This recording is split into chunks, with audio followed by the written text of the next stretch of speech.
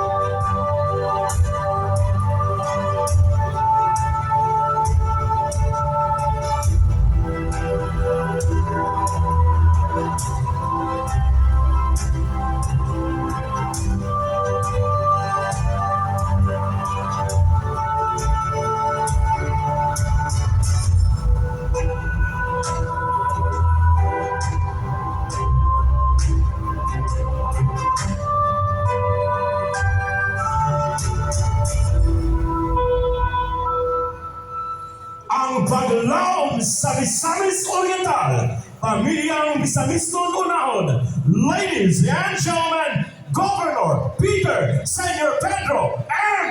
Unabia!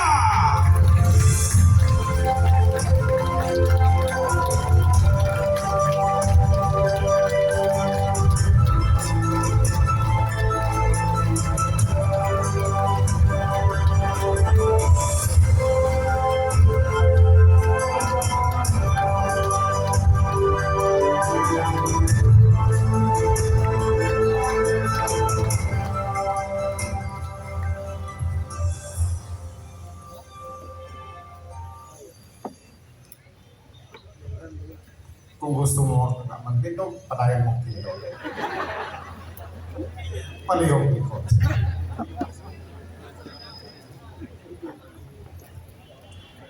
Reverend Father Ray Haiti.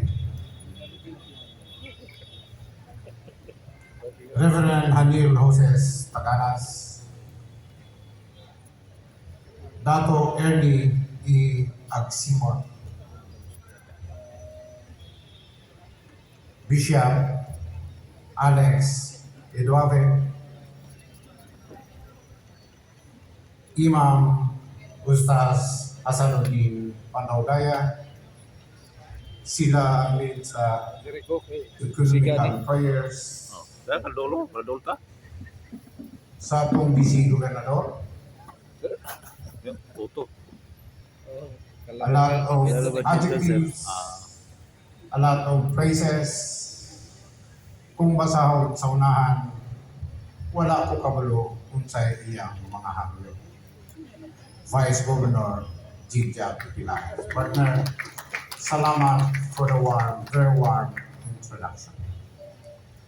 Members of the Provincial Board,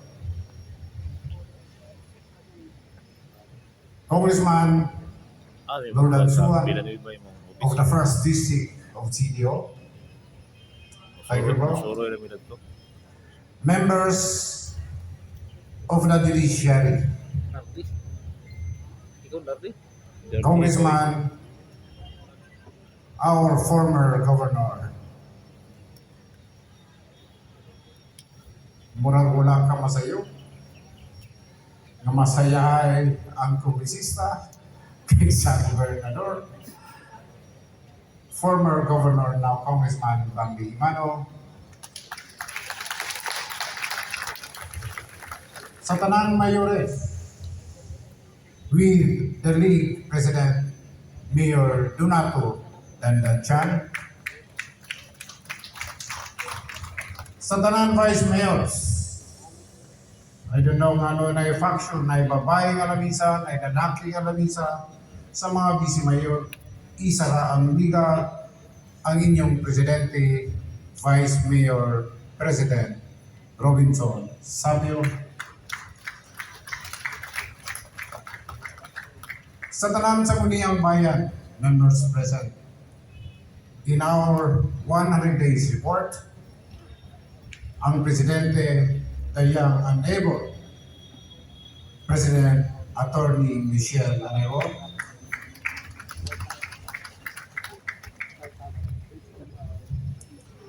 Another city and municipal public officials, barangay officials and attendants, heads of the national and regional offices, department heads, or members of NAMOTA, our men in uniform, to PD Villamor, and our COS from the Region 10. Sige na may kuwan, kita. From the Armed Forces of the Philippines, I am so happy and glad with the presence of our 4th ID Kita. Infantry Division Commander in the Sabi person pa dati of hindi ni Arby. Major General Wilbur Amaro. Thank you, Bob.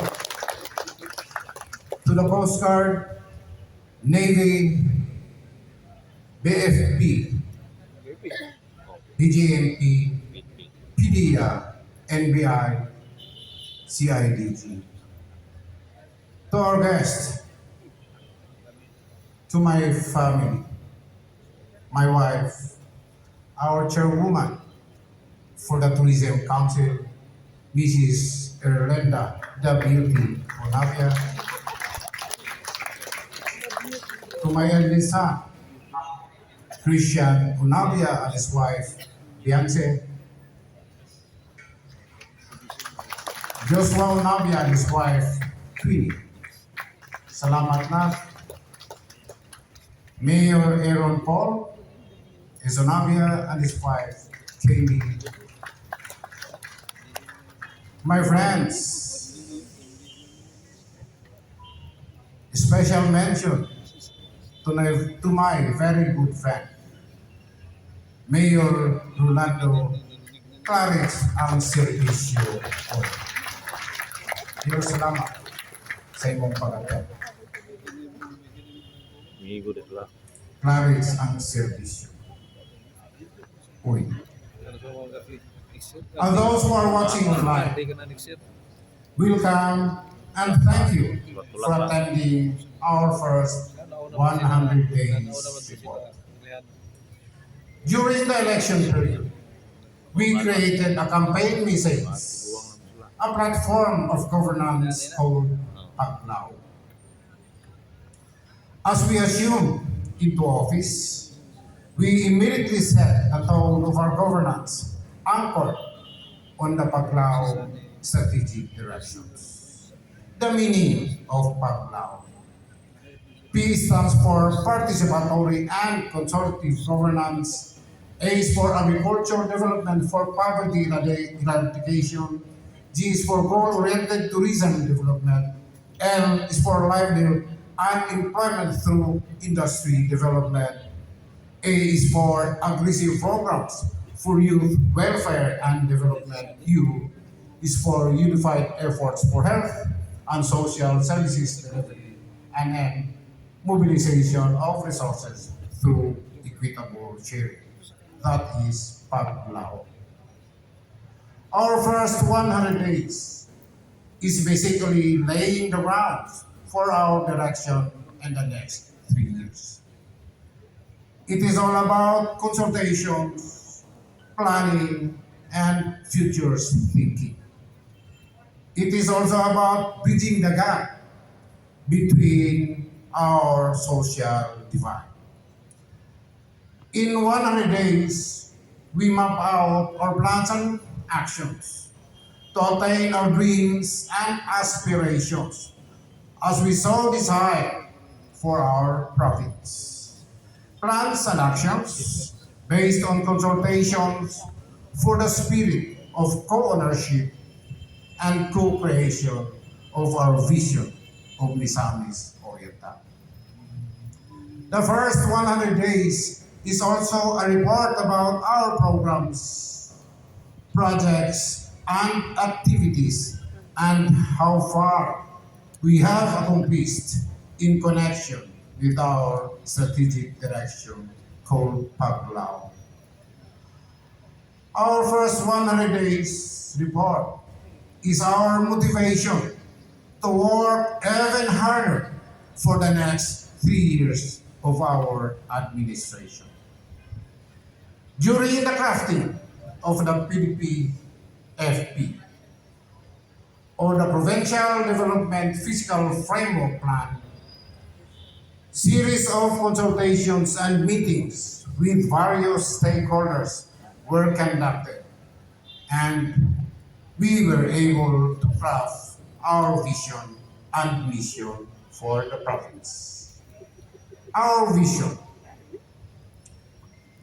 Misamis Oriental is a home of empowered, healthy, and resilient Misamis harmoniously coexisting in a safe and secure environment, aiming to develop globally competitive economy by sustainably mobilizing its large agri-industrial base, tourism, and trade potentials. Our mission: to continually improve and uplift the quality of life of the people of Misamis Oriental through sustainable development towards economic, environmental, and social progress. So now please join me where we are now in our Paglaong strategic directions.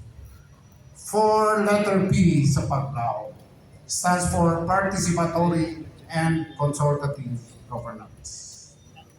At the start, this administration has set the Paglaong strategic direction to all sectors in the entire province. Foremost, we have reorganized and consulted all the local special bodies. We reorganized and consulted the Provincial Development Council, the highest developmental policy making body. We aligned with PDC all the developmental programs, projects, activities with the Paglaong strategic directions. Daghang salamat, Board Members Wayne Militante, Board Member Dexter Yasan, LMP President Mayor Donato Chan, and our NEDA Regional Director Myla Carino sa makanunayon na suporta sa pag-reorganize and plan sa atong Provincial Development Council. The Council approved the Supplemental Annual Investment Plan for year 2022. Also approved the Annual Investment Plan for fiscal year 2023. We have also reorganized the Provincial Peace and Order Council. We provide logistical support to PNP, Armed Forces of the Philippines, Coast Guard, CIDG, NBI, PDEA, and BEP in maintaining peace and order in the province. And we thank you, Board Members Dexter Yasay and Board Member Ray Buisa. My expression of gratitude also to our 4th ID Commander, Major General Belgor C. Mamawa. My appreciation to Colonel Ricky Canatoy, to our Provincial Director of PNP, Police Colonel Gonzalo C. Villamor, and Police Lieutenant Colonel Alice Ponteros. Special appreciation to Provincial Director Engineer Maris Nivy and to all the DILG family for the unwavering support. Reorganization also of Provincial Tourism Council, Provincial Local School Board, Provincial Local Health Board, Provincial Anti-Drug Abuse Council, Misamis Oriental Sports Development Council, Provincial Disaster Risk Reduction Management Council. During the reorganization, consultations were made with the Department of Agriculture and attached agencies headed by Regional Director Carlen Collado will come back the report to the two cities and 23 municipal mayors and agriculturists, consulted with 6 supervisors and other key officials of the PEDMISOR headed by PSDS Dr. Jonathan de la Peña. Consulted all national agencies or agencies such as DPED, CHED, DOH, DOST, DTI, NMMC were also consulted in collaboration with Congressman Christian Unabia, in collaboration with Congressman Rodan Suan, in cooperation of course. Sa ilang tulo, siya ang pinagtigulang hisgutanan sa Congress, Congressman Bambi Humano. And the former mayor of Iligan. Now, the congressman of Iligan attended the consultations in the person of Congressman Celso G. Herencio. We crafted and updated the Physical Development Framework Plan, integrating the Baclaong Development Agenda.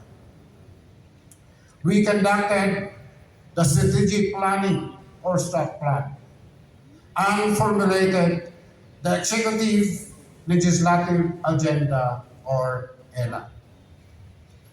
Our ELA or Executive Legislative Agenda would be our guide towards a unified Baclaong vision, mission, goals, and objectives.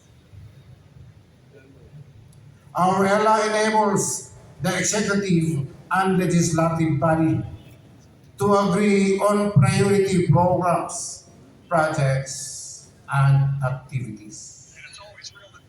Still in letter P, participatory governance. We crafted the Provincial Disaster Risk Reduction Management Plan for a holistic approach for a disaster and climate change resilient Misamis Oriental. During the crafting of our PDRRM or PDRIM plan, we also consulted our city and municipal DREAM officers. For an effective and efficient governance, we enforced cost-cutting measures by pooling all provincial vehicles. We enforced strict implementations of overtime pays and biometric exemptions.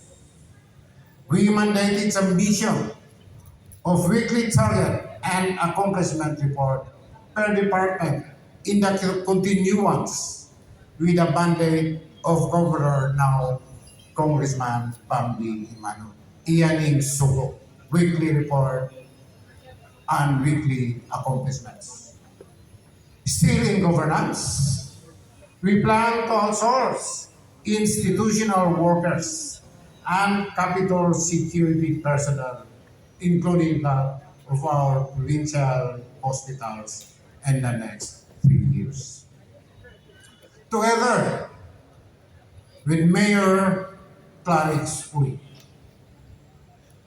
we conducted ocular inspection and planning for the Misamis Oriental Integrated Sports Complex, or MOIS, in preparation for its rehabilitation and modernization. We have here the presence of our would-be investors, Attorney Anthony Charlie Yu, President of Empire East Land Holdings Incorporated, a subsidiary of Megawar Corporation, and Engineer Ricky Bago, the Executive Vice President of Empire East Land Holdings Incorporated. Boss, please stand up, rise, to be recognized. I hope na tayo yung plano ay ipupusap. Nasangguniang panlalawigan, accredited 16 CSOs or civil society organizations in the province and still counting. Sa unang litra na A sa Paglao, agriculture development for poverty eradication, for agriculture sector. We plan to rehabilitate the Mupatsi in preparation for its development as an agro-tourism complex site.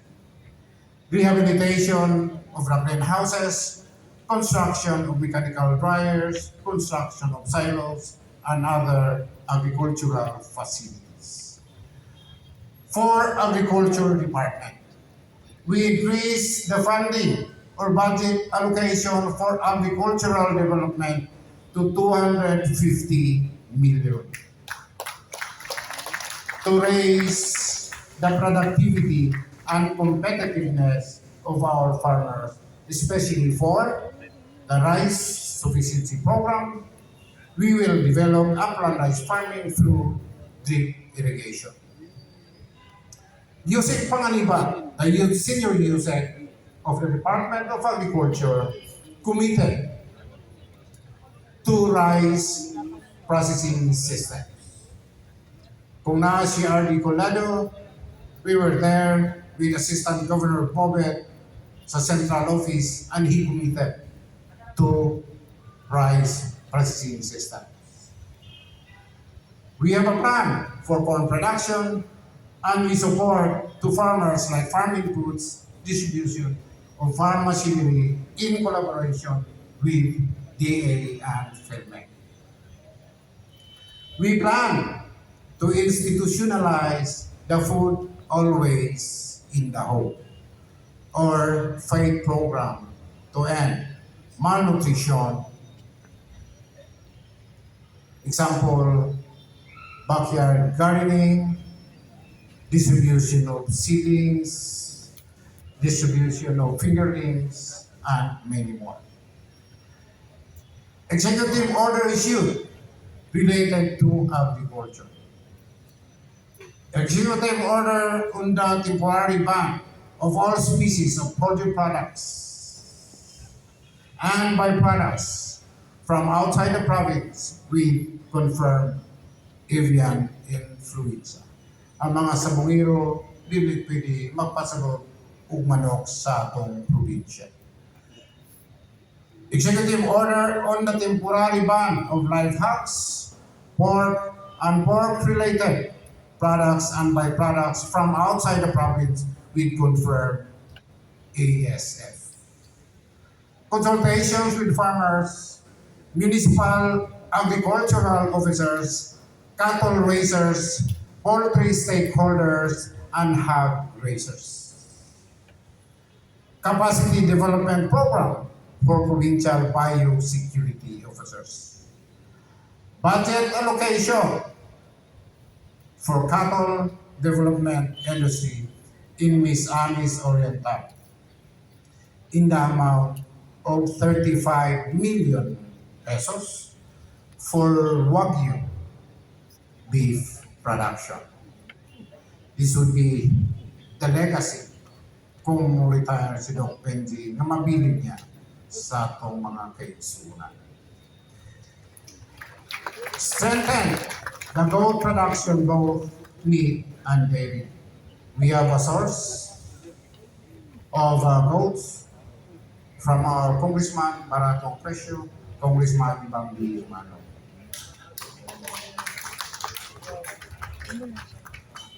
Goat programa ni kinahanglan Baratong Presyo for the people of Misamis Oriental.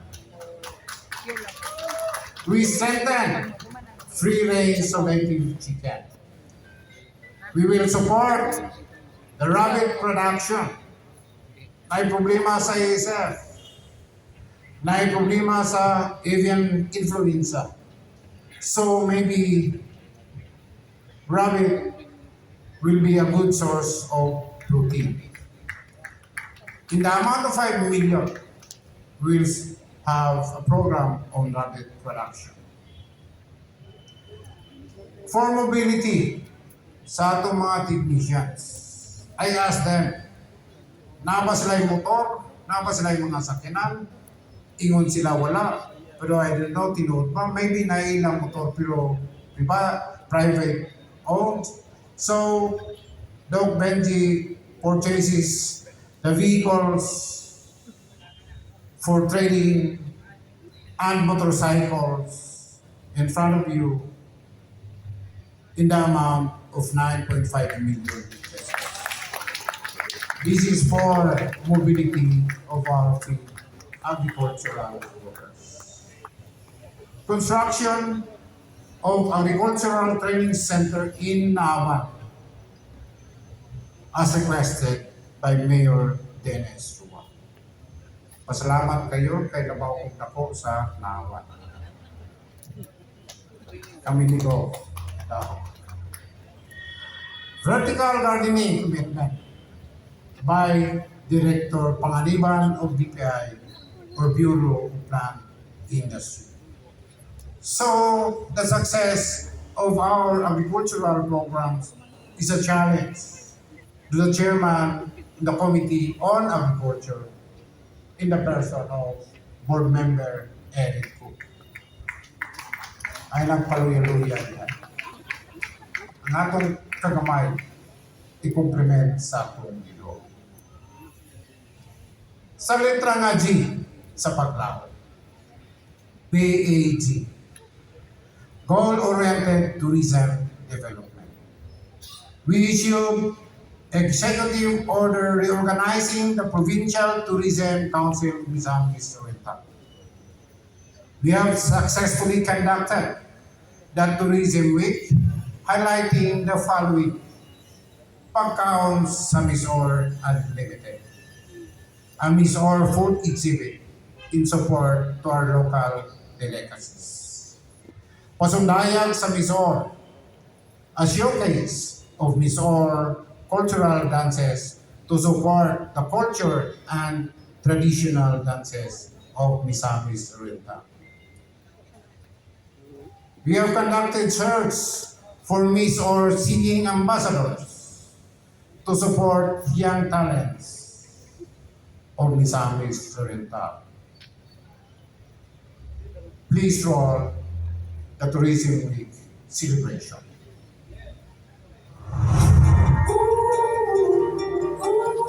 This year, ladies and gentlemen, is very much exciting because we are bringing back the food exhibit, which is now the highlight of our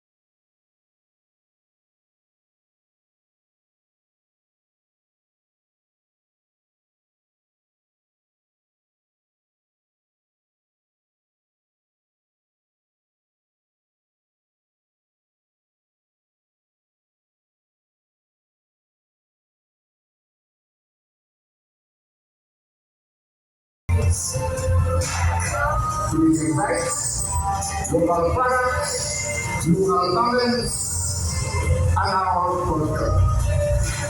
Misamis Oriental is a paradise.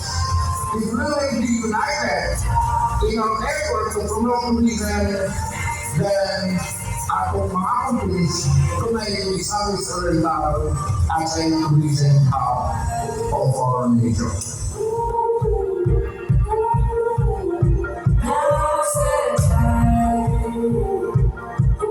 With your help, with the help of the constituents of the whole province of Misamis Oriental, we will make known that the province of Misamis Oriental will be the lead province not only in the island of Mindanao, but in the whole country, the Philippines.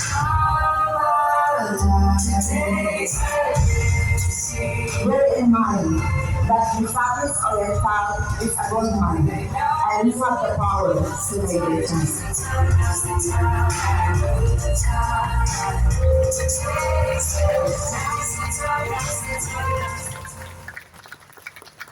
My appreciation to all LCDs, our local chief executives, to the mayors, for your active participation in celebration of our tourism. Salamat sa inyong tanan. To continue letter G or goal-oriented tourism development, we plan to further develop tourism sites of Misamis Oriental and make it into an economic enterprise that is self-regulating, self-sustaining, and revenue generating. We plan to enter into public-private partnerships or PPP to ensure the sustainability of the tourism sites. Priorities under the Paglaom sa Turismo Program. Flight Trade 7's right, situated in Himo/Claveria. Sa Pulon Falls in Hasaan.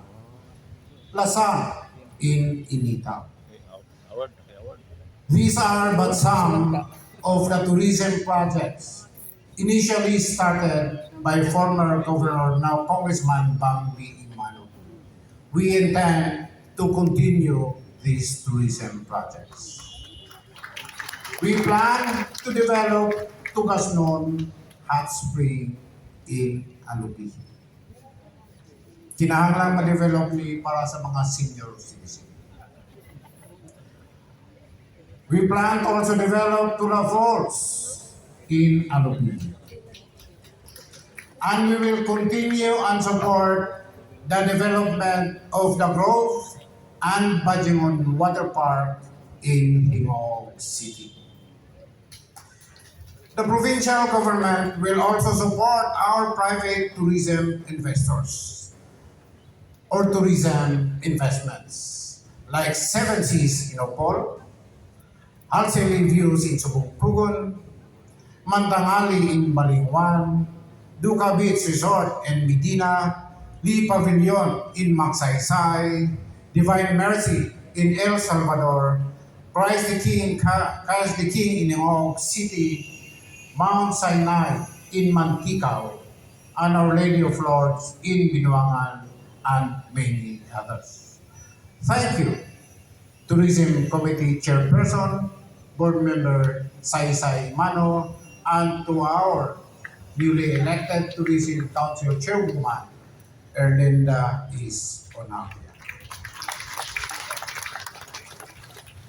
Sa letra nga L sa Paglaom, livelihood and employment through industry development. We will continue the release of financial assistance to various cooperatives and associations in Misamis Oriental after a thorough evaluation and assessment by the Office of the Provincial Governor and the Provincial Cooperative Office as a part of the new policy which was started by then Governor Bambi Imano. We established the PMU LEAP, or the Provincial Microfinance Unit, Livelihood for Economic Recovery and Acceleration Program. This would be a flagship program to implement sustainable livelihood projects of micro, small, and medium enterprises, cooperative associations, organizations. The vision of PMUD is to have an empowered, self-reliant, and financially literate Misamis to improve their standard of living. Today, we will officially launch the PMU Leap and we recognize the presence of our farmer beneficiaries. Goat production and free-range chicken as proposed by our East Day or 70 Adventist brothers, initiated by Engineer Aris Canonico. So, ang kanding gikan kang Governor Pambi Mano. I have free-range chicken. Hindi ko makasupply. Pero ang kanding ay ko na. In collaboration with Dolly, we have Dolly or the Department of Labor and Employment. We have the rice program or the rice trading program in Kinugitan. Please rise. There only sila nga itong would-be beneficiaries sa itong rice trading programs funded by the Department of Labor. So the province will capacitate, will prepare the beneficiary, but ang source of fund will be from Department of Labor. Rice farmers. Ahang mga rice farmers. Ako'y mupundo sa inyong kinahanglan. Pero ako kung isuloy kaniya, ningon mo ang inyong basakan tagsara kay karya, ukira ko. Suklan tamo, napulo tamo. For our corn farmers, please stand, please rise. Mais. For high value crops, mga gulay, through drip irrigation, i-level up na ito ang atong titanong gulay. Drip irrigation, sila mong kinahanglan mamulyan. We will also strengthen the farmers market every weekend, Friday to Saturday, here in the provincial capital, and we will start the Paglaong Cafe here in our capital. Karon, ato na i-unveil ang official logo for the PMU Leap or Livelihood for Economic Recovery and Acceleration Program. Please unveil.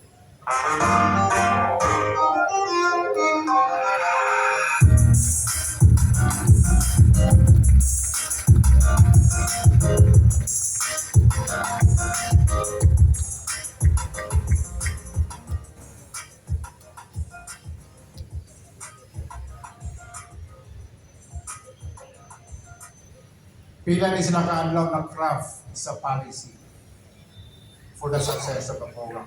Thank you, Ma'am DTI. Thank you, Dolly. Thank you, Land Bank. Thank you, Academe, Xavier University. Kinsa pa yung mga national agencies present. Salamat sa inyong mga support. My expression of gratitude also to Congressman Christian Unabia for the support.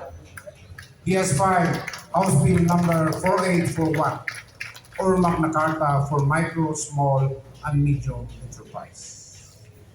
FYI, micro and small enterprises comprise 99.5% of our enterprises, contributing 62% of the labor force. Gagmay pero nag-contribute, naghatag o trabaho. To continue, we provided livelihood opportunities for Tupac in again collaboration with Dole, collaboration with Congressman Christian, collaboration with Congressman Bambi Imano. We institutionalized the Provincial Public Employment website, including skills registry in every cities and municipalities, company registry, other manpower requirements, job seekers and employers as well, job vacancy posting. Still in letter L for livelihood, we increase the budget allocation for the livelihood development program for fiscal year 2023, a total from all departments amounting to maybe more or less 300 million. Sa tanan, salamat sa approval mga board members. Sa ikaduhang letra nga ay sa Paglaw, aggressive programs for youth welfare and development. We expanded the scholarship program in the amount of 35 million to include courses such as nursing, medicine, law, agriculture, and others on top of the existing scholarship courses offered. Why nursing and medicine? Nga naman, because basin wala na nurses nga atong makuha nga mo trabaho dili sa atong nasod. Mga medical practitioners gapang larga na sa laing nasod. Ang UK or United Kingdom and Germany needs like 350,000 nurses and health professionals in the next 10 years. 350,000. US and Japan, nagkinahanglan yapon sila kung mga medical practitioners. So muna atong preparation, nag-offer ta. We'll be having a contract with our would-be scholars na mutrabaho sila sa atong gobyerno for every year na pagsuporta sa gobyerno, mutrabaho sila equivalent to 2 years. Kung 4 years ang nursing, mutrabaho sila 8 years sa atong mga hospitals. And we continue the educational assistance program of the province. All these mga programa of then now Congressman Bambi Imano. Sa natad sa pagpaugnat sa kusog, we issued executive order creating and strengthening the Misamis Oriental Sports Development Council pursuant to SP Ordinance 138-4-2016, authored by Board Member Buboy Sabat. The purpose of which is to provide a comprehensive grassroots sports development programs of Misamis Oriental to support sporting events where Filipino athletes can excel. Example, boxing, badminton, weightlifting, athletics, table tennis, chess, soccer, and others. The Council created the Federation of Sports Coordinators of Misamis Oriental. The Council crafted and approved the 5-year Provincial Sports Development Framework Plan in line with the goals and objectives of the national government and Paglaong strategic direction to promote youth and sports development. We recognized the contribution of board member SK President Kerwin Solivilla, and all the provincial board members for the youth programs. Sa letra ng U sa Paglao, Uy. unified efforts for health and social services delivery. For health sector, we plan to establish specialty hospitals, the kidney hospital, the heart center, the lung center, and maybe we will situate or locate these specialty hospitals in Himog City. This is in collaboration. This is a priority project of our Senate President, Mig Suwiri. And thanks to the effort of Assistant Governor Hingo ABC President Bobet Dilara. Siya ang liyong unig. Siya ang sinigtawag sa pay of Senate President Mig Suwiri. To support our health programs, Congressman Christian Unabia has filed House Bill number 03630, an act upgrading the Misamis Oriental Provincial Hospital in Hingog City into a level 2 regional hospital. We plan to establish hemodialysis centers, one in the east and one in the west of Misamis Oriental. For the year 2022, we approve the supplemental budget. Supplemental budget again, salamat mga board members, in the amount of 120 million for improvements and renovations of our 8 MOP hospitals. We allotted for the rehabilitation, for the repair, and modernization of the 8 MOP hospitals for fiscal year 2023, amounting to 300 million pesos.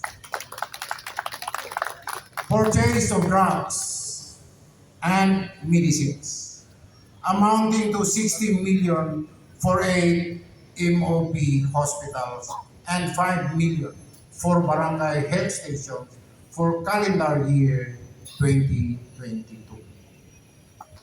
We established a price ceiling guidelines in the purchase of medicines to all provincial hospitals.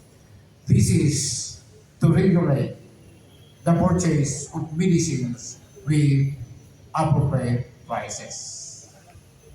We accredited 8 MOP hospitals to PhilHealth Konsultasyong Sulit at Tama or Consulta. The provincial government of Luzon also received a grant from USAID through GSI worth $250,000 or 14.7 million pesos to finance the TB affected households. We strengthened the public and mental health programs of the province. We institutionalized the local HIV and anti-discrimination ordinance. We intensify our oral health programs. We repaired and rehab our dental bus for the purpose. We plan to establish the DRRMH or Dream Age Hospital, Dream Age Hospital operations for decision making in preventing and minimizing the loss of lives during emergencies and disasters. We created the page of online portal for the announcement, online forms of communications, and others. We acknowledge the efforts of Mayor, now Vice Mayor of Talisayan, Vice Mayor Romel Maslo, for his dedication and sincere commitment for the health sector. Atong palakpakan pa niyo sila. Thank you. Yeah. Almost every day, si Vice Mayor Romel nag-engage sa atong mga municipal doctors atong sa opisina sa health. Atong sa palakpakan ang atong mga MOP hospitals, doctors and staff. From the Hospital of Mantika, nasa yun wala. Mantika, from our hospital of Venita, from our hospital of Alubid or Owa, from our hospital of Balingasag, from our hospital from Claveria, from Talisayan Hospital, from Hingog Hospital, from Magsaysay Hospital. Ang inyong palakpak, igsoon walay kinabuhi.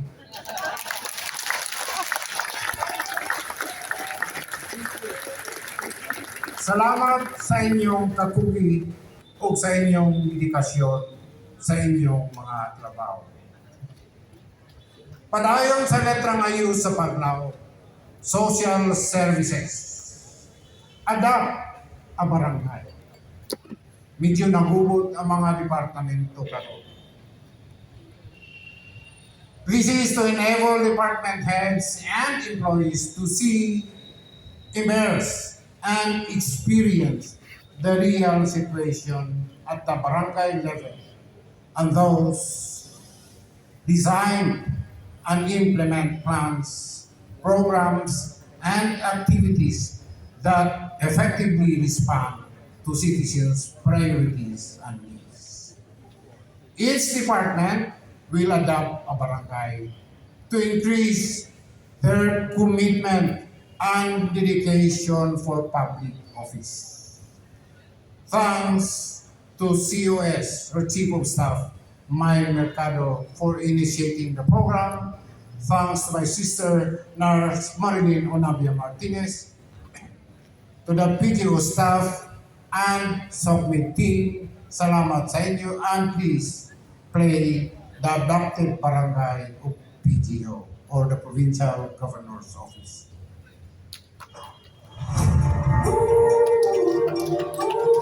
This year,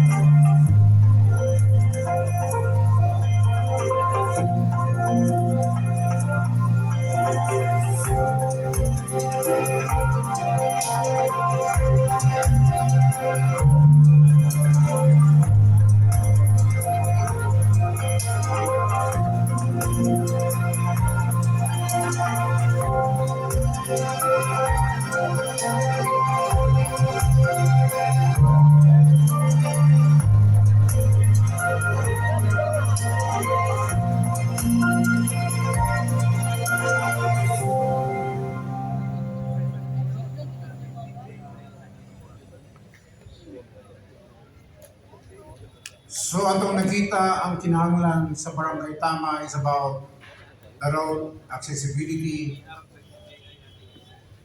a problem about teenage pregnancy, kakulangon sa classrooms, kakulangon sa teacher's dorm. Nag-iisa ang male and female na mga maestra. Hayahay ang mga maestra.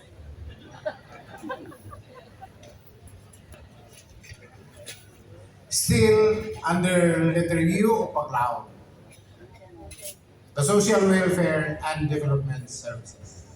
Gipadayon ang assistance to individuals in crisis situations or AIS. This is a program of DSWD. Salamat sa departamento sa DSWD. We created the Provincial Committee Against Trafficking of Women and Children. We turn over 25 former rebels to halfway house for the radicalization. In halfway house, we have conducted skills training with TESDA for the 25 former rebels, and we supported by the Department of Labor the livelihood assistance to the former rebels. Please play the liberty for FR.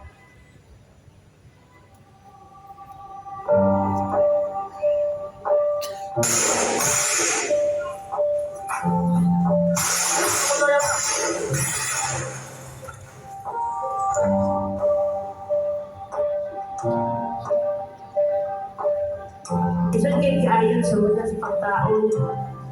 Usahay, mukhaon may nga kung sa paano pa, sa kasalmon, ulit na ka mo mukhaon. Mas nilang buo, mas iangat ang istumanan ng ilang buo sa FR labi sa ginagin mo karon na mga trainings, kapag na sa mga negosyo, sa mga farm, sa siya o ang mahimong ang ipanghatag sa gobyerno na mga kabahin sa mga pulong bigo ako mahimong para sa ako successful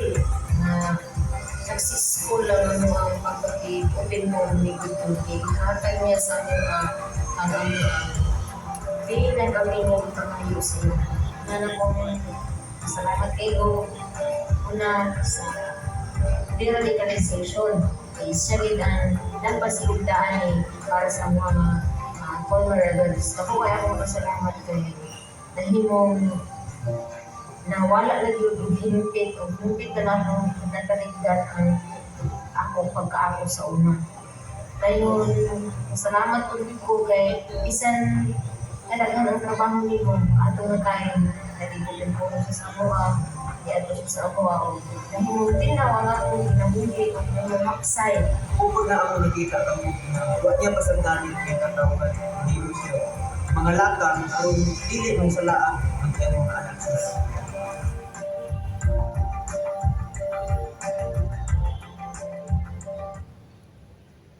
A program of Baliklu. This is a strong cooperation between the PNP and the AFP, plus the support of other national agencies. This program should be continued. So pagpadayon sa letra nga U sa Paglao, Provincial Disaster Risk Reduction and Management. We crafted and approved the Provincial Disaster Risk Reduction Management Plan. We organized the League of DRRM or Dream Officers of Misamis Oriental. Establishment of a web-based early warning system for hydrometeorological incidents in Misamis Oriental. For peace and order programs. For MOPJ, we should implement the strict implementation against the position of mobile phones in our provincial jail. As per the agency that PDEA, our jail is one of the mode of distribution sa atong mga illegal drugs. Inside the jail, we provided alternative learning system and livelihood programs like bread and pastry, lantern making, and others for PDLs or person deprived of liberty. In cooperation with PNP, CIDG, NBI, and PDEA, we pursued the anti-drug campaign. My special thanks to Officer June Carduna, PDEA, sa iyang sincere effort to limit, lisod mawala, to limit illegal drugs in our province. We the campaign against farnapping, the campaign against illegal gambling, the campaign against wanted persons still with notorious Panglao. We provided medical assistance for the period of July 1 to October 8, 2022 as follows. Medical and hospital assistance to individuals, including laboratory and medicines. Financial cash assistance to individuals, blood assistance to individuals, provided death assistance, opening of Miss or Care Extension Office at Poblacion 2, Villanueva, Misamis Oriental. Tiningnan tungod sa inisyatibo ni Committee Chair on Health, Board Member Ray Uizan, and Dr. Israel Peralta, and the Miss or Care family.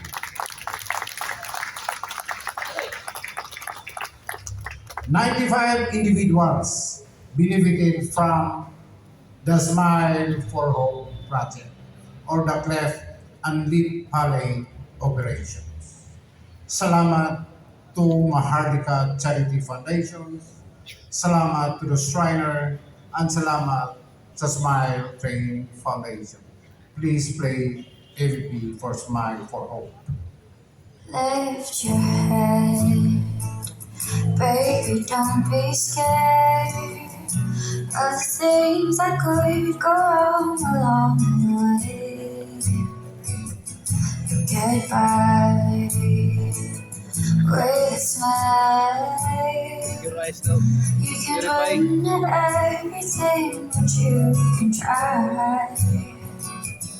Baby, you don't have to worry, cause there ain't no need to hurry. Sa unong ako nga anak, siya ra na diferensya din. Kanang kasakitan pud ko kay halos tanang tao kanang gabuli-buli bitaw. Ako ang ilong na lang ko sa hindi ko makakwanta.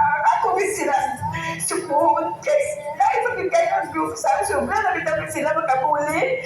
Salamat sila na wala sila na kainan na. Boy, I stay through the bad times, even if I have to fetch you every day. Ay nung mga sa kalisod, di kang kuya. Ang isang situations o conditions sa among pamilya sa kamay pa ko inspires me.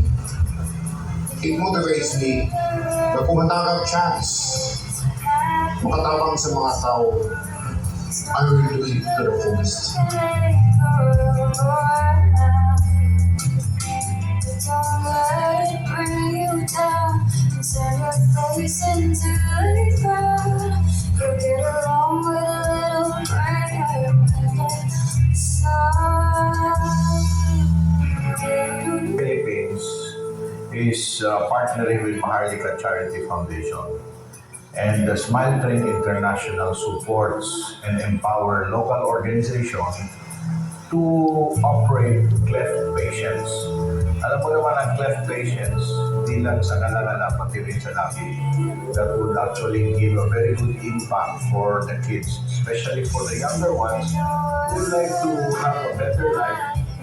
That's how how their parents look at them, and of course, they will not be isolated at school. Don't let it bring you down. Turn your face into a frown. You get along with a little prayer and a song that you hear. Baby, don't be Our eligibility of screening is very stringent, and we're expecting a lot of patients to be operated. True enough, out of the initial talks that the target is 150, and as of now, we have operated 74 patients. So I guess that 74 patients are 74 people with new smiles. let me hear you say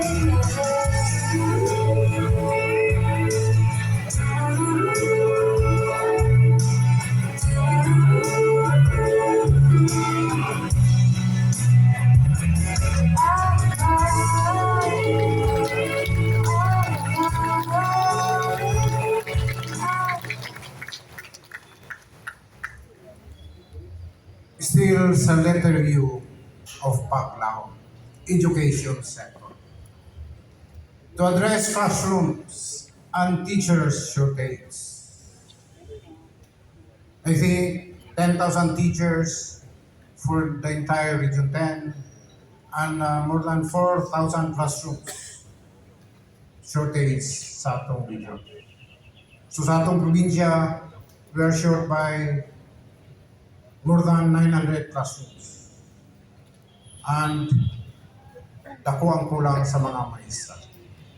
So to address the classroom and teacher shortage, the provincial government allocated 50 million for next year for the hiring of reading teachers to be deployed in public schools in Misamis Oriental sa pagtubag sa dako nga kakulangon sa magtutudlo. Based on survey, ang grade 3 o grade 4 karon dili kabalo mubasa. Product ni sa COVID-19 pandemic, kindergarten and grade 1. So karon grade 4 and grade 3 sila, but they don't know how to read. Ang realidad, ang mga mama, ang mga uncle and auntie, ang mao'y nakabalo basa during May mag-share. prioritize the repair and construction of classrooms. In District 1, adunay kulang nga 522 classrooms. Sa District 2, 426 classrooms. So the local school board approved resolutions requesting the 11 senators to include in the budget the construction of classrooms in our province. Senate President Mig Suweri committed to Assistant Governor Bobet Digara and to your Governor the construction of 100 classrooms for Misamis Oriental. Palakpakan, pasalamatan nato si Senate President Mig Suweri. We will be holding consultative meetings for teachers and attendants.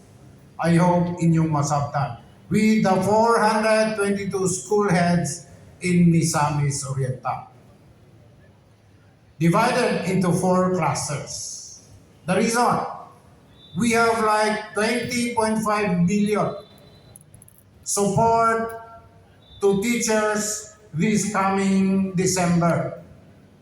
Ang atong consultation sa ila would be, pwede ba instead kay support sa mga maestra, pwede ba gamiton ang 20.5 million assistance to teachers gamiton para sa atong classroom construction? That would be our consultation agenda to the magtutudlo. We will be implementing also adapt a school program in partnership with private companies in Misamis Oriental. Ha? We will implement gulayan sa paralan for public and private schools as part of the FAID program. All these are in active participation of board member Buboy Sabal and DepEd family. Palakpakan na to, board member Buboy Sabal. Sa letrang AM sa Paglao, mobilization of resources through equitable sharing. As chairman of the ENFRACOM in the Regional Development Council or RDC, together with the congressman, we initiated the endorsement of the fiscal year 2023 revised supplemental regional budget proposals of the Department of Public Works and Highways in the amount of 6.381 billion pesos. Now, pero pa sa inuwa, I think wala na to na-include ang request for the classroom constructions. Yes, we have a national policy now. Now, first class to fourth class municipalities, first to fourth class municipality, walay allocation for classroom constructions. In District 2, if my figure is right, Congressman Bambi has only 10 classroom allocations in his district. For Congressman Christian, he has like 60 classrooms. Maybe because wala kayo'y 5 to 6 municipalities ang District 2, but in District 1, ay daghan 5 to 6 plus municipality. But may appeal to the national government. We are down. Niubo sa atong NTA next year. And based on consultations with the mayors, dili nila kaya ang pag-appropriate para sa classroom constructions. Unless inyong i-compromise, sacrifice ang other programs. So sa pagpalayo, isgutanan sa atong infra. Total implemented, completed, including various ongoing infrastructure projects from July 1 to 2022 to present. Padayon sa programs and projects of now Congressman Bambi Mano. Completed projects within the period of July to present, 34 completed projects, 72.4 million. 34 projects. Ongoing projects within the period of July to present, 263 projects in the amount of 2.6 billion. Projects post-POW or Program of Works and DED were made and completed within the period of July to present and in procurement process. 71 projects, thanks to PEO. 71 projects with an amount of 273 million. So for the infra supplemental budget, in our first 100 days approved supplemental infrastructure projects. Number 1, rehabilitation occupancy, 31 million.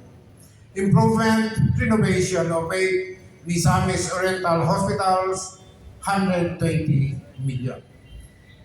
Renovation of Dilara Park ng grandson of Vicente Dilara, attention Bobet Dilara, amount 6 million pesos. Proposed construction of capital air condition comfort rooms. Kaduwag mo. Oy, pakpak.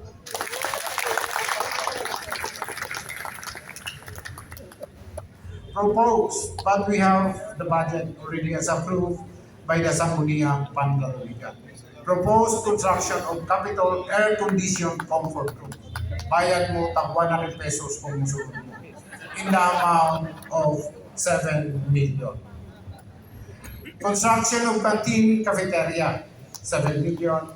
Construction of farmers market, in the amount of 5 million. So muna atong focus karon. And to all mayors, this would be our direction. First and third Mondays namin sa Kapitolyo for the flag raising. But ang second and fourth Mondays will be in your municipalities para pagkanda of consultation. So way ahead sa term sa atong AFP and PNP, way ahead. Looking forward. We have consulted RT Global for the Capital Master Development Map. Thanks to Mr. Robert Pizarro. Sir, I hope you read this story, sir. And Attorney Tony Soriano for this plan and hopefully the implementation of this master plan. Please play the AVP.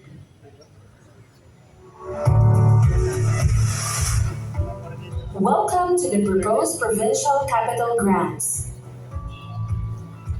This project is designed with you in mind, taking care of your health and your environment and how you conduct your daily transactions. Connecting greens, boosting green spaces for healthier environments, and the open spaces will link you from one point to another. Creating walkable neighborhoods, offering pedestrianized development and safe pedestrian infrastructure.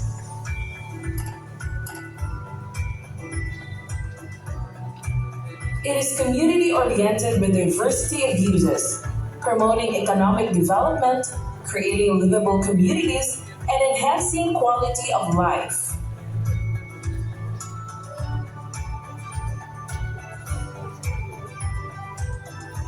The proposed site is the block where the provincial capital now stands.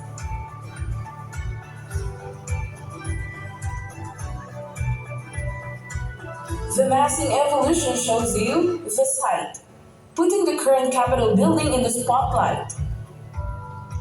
The garden corridor, promoting foot traffic by incorporating a pedestrian zone. Mixed-use buildings which you will notice at the left and right of the green link and beside the Provincial Capitol building, adding mixed-use buildings with retail, dormitory, and office component. A hotel, a hospitality component, a condominium as residential component. The Provincial Capital, a new central hub built for you.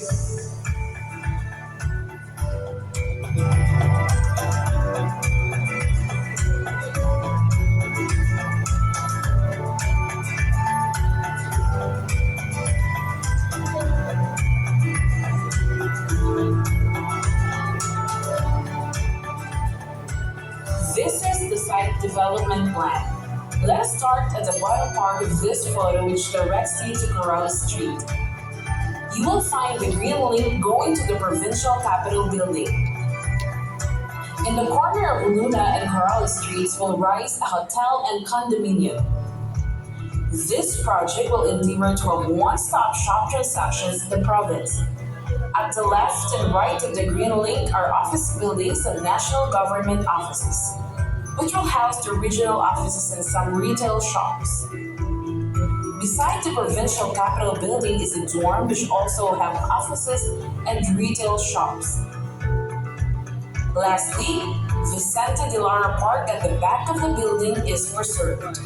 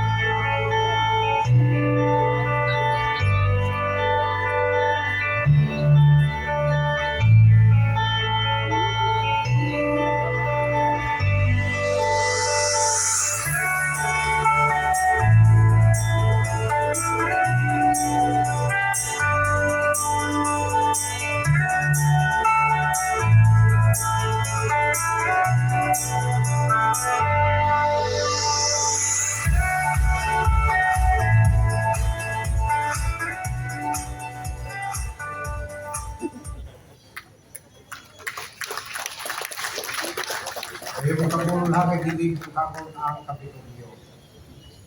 Dili. Mo-adapt sila. And for your information, Mr. Robert Pizarro, Attorney Tony Soriano, and Paulo Soriano, nag-start now land acquisition for the integrated steel mill, which will be located in Mantikau, with a very active support of Mayor Stephen Tang. Thank you, Mayor. That integrated steel mill can offer like 8 to 10,000 jobs for Misamis. Salamat again, sir. So in closing na yun. The Paglaong strategic direction reaffirms this administration's continuing commitment and efforts to ensure meaningful development and upholding the welfare of our people.